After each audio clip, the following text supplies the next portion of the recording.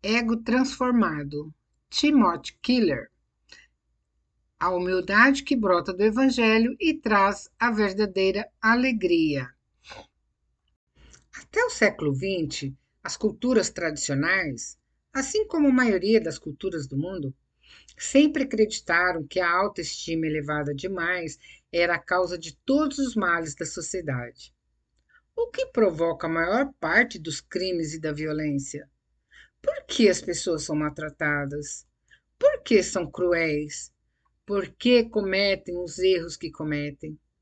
A resposta tradicional diria que a culpa era do hubris, palavra de origem grega que significa soberba ou autoestima elevada demais. Tradicionalmente era assim que se explicava o mau comportamento das pessoas. No entanto, a sociedade ocidental de hoje desenvolvemos um consenso cultural totalmente oposto. A base da educação contemporânea, a maneira de tratarmos os encarcerados, o fundamento da maior parte da legislação moderna e o ponto de partida do aconselhamento de hoje são exatamente o oposto do consenso tradicional. A crença hoje, que lança raízes profundas em tudo que existe, é a de que as pessoas agem mal por falta de autoestima e por terem uma valorização muito baixa de si mesmas.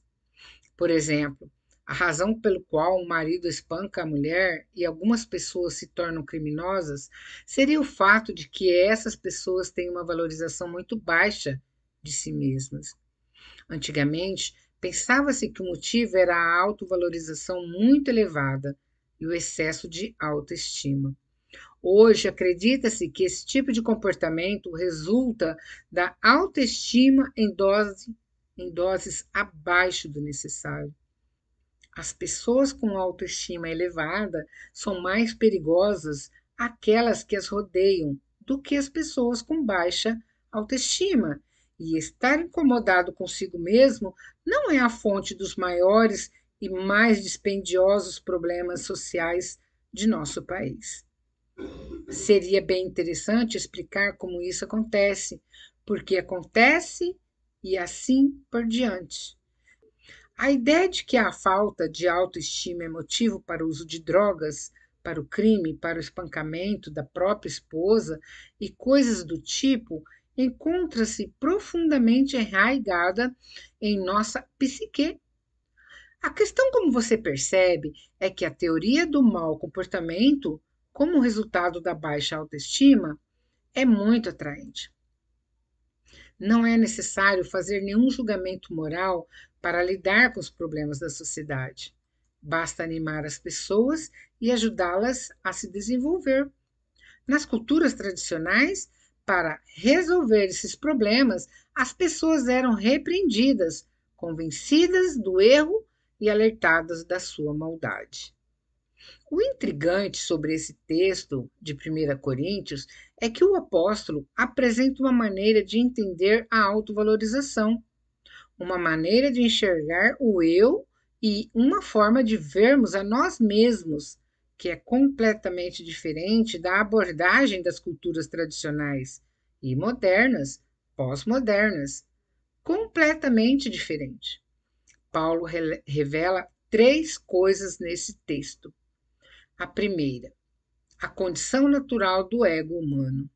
A segunda, a visão transformada do eu, a qual Paulo havia descoberto e que se dá por meio do Evangelho. A terceira, como alcançar uma visão transformada do eu, a condição natural do ego humano. Em 1 Coríntios 4:6, Paulo exorta os cristãos de Corinto a não se orgulharem de uma pessoa em detrimento de outra. Até aqui, nenhuma novidade, podemos pensar. É claro que o orgulho é um comportamento inaceitável. Todavia, é importante saber que aqui Paulo não emprega ubris, o termo mais comum para orgulho, mas físio, uma palavra incomum. Paulo emprega nessa passagem depois 5 outras vezes em 1 Coríntios e uma vez em Colossenses 2. Depois não encontramos em nenhum outro versículo da Bíblia, uma vez que ela é usada somente por Paulo. Muitos comentaristas já chegaram à conclusão de que se trata de um tema específico de Paulo. Ao usar a palavra físio, Paulo está tentando ensinar aos cristãos de Corinto algo especial sobre o ego humano.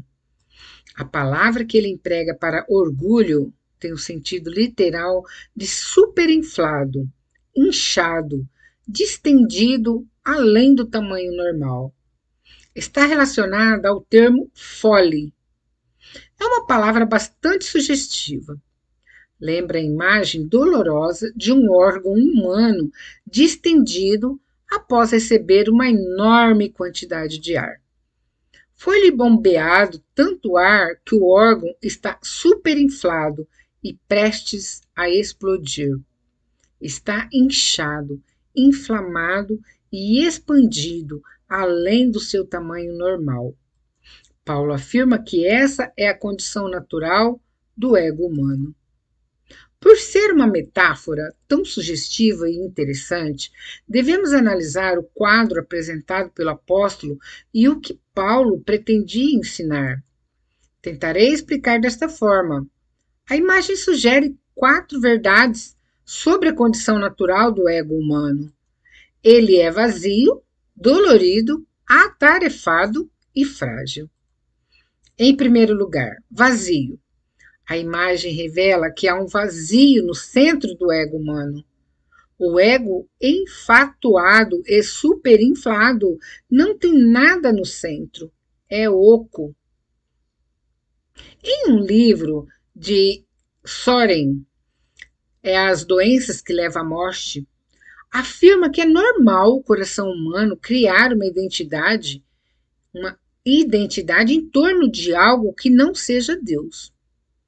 Orgulho espiritual é a ilusão de que temos competências sem Deus para conduzir a vida, desenvolver nosso próprio senso de valor pessoal e desse propósito grande e bastante para dar sentido à vida. Segundo esse autor, o ego humano natural é fundamentado em algo além de Deus. O ego busca algo que lhe dê senso de valor, de singularidade e de propósito, e nisso ele se apoia. E naturalmente, como somos sempre lembrados, se tentarmos colocar qualquer coisa no lugar reservado originariamente a Deus, vai sobrar muito espaço. Tudo que colocarmos ficará chacoalhando dentro. Não nos esqueçamos, então, de que o ego humano é vazio. Em segundo lugar, o ego humano é também dolorido. O ego distendido e superinflado dói. Você já reparou que quando não há nenhum problema, não prestamos muita atenção ao nosso corpo? Quando fazemos nossas caminhadas, não pensamos em quantos dedos dos pés estão se deliciando com o exercício, nem analisamos o excelente trabalho que os cotovelos estão fazendo. Só avaliamos os membros do corpo, caso tenha apresentado algum problema anteriormente. Isso acontece porque eles só chamam nossa atenção quando algo está errado. Já o ego quase sempre dói. Isso acontece porque há algo muito errado com ele, algo inacreditavelmente errado. O ego vive chamando a atenção para si mesmo, e isso todos os dias, o tempo inteiro. O ego exige que avaliemos nossa aparência e a maneira em que somos tratados. É comum reclamarmos que alguém feriu nossos sentimentos, mas os sentimentos não podem ser feridos. É o ego que se sente machucado, nosso eu, nossa identidade. Os sentimentos continuam ótimos, é o ego que dói.